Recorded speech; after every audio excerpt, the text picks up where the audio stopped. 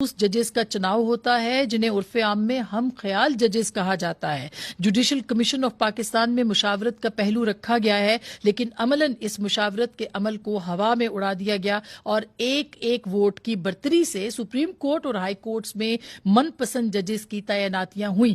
ایک مقدمہ supreme court میں زیر التوا ہے جس میں پارلیمان نے قانون بنایا جو ابھی لاگو بھی نہیں ہوا تھا، اسے سپریم کورٹ نے معطل کر دیا۔ یہ وکلاء کی مسلسل جدوجہد کے بعد وجود میں آیا تھا اور سانس لیے بغیر اس قانون کا گلا گھونٹ دیا گیا۔ آئین کی شق 63A کی تشریح سے نہ صرف آئینی دفعات کی تنسیق کی گئی بلکہ اراکین پارلیمنٹ کے ووٹ کو گنے بغیر ان کی پارلیمانی نشستوں سے محروم کر دیا گیا۔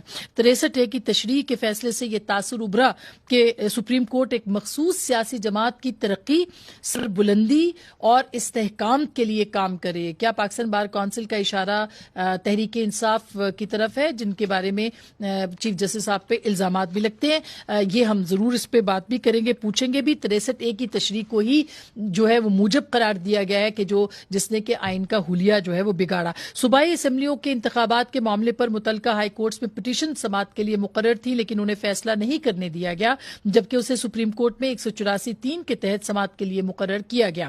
چیف جسٹس عطا بندیال نے عوام الناس اور بعض صاحبان کو حیران کر دیا جب خود ہی بینچ مختصر کر کے 3 اور 2 کی اکثریت کی بنیاد پر اپنی مرضی کا فیصلہ صادر کر دیا۔ ذاتی انا کی تسکین کے لیے سپریم کورٹ کے اعلیٰ ادارے کو اس قدر متنازع بنایا گیا جس کی تاریخ میں مثال نہیں ملتی۔ چیف جسٹس صاحب آپ کے دور میں پھر مخاطب کیا انہوں نے، چونکہ یہ انہی کے خطاب کے ہی نکات ہیں جو جاری کیے گئے ہیں۔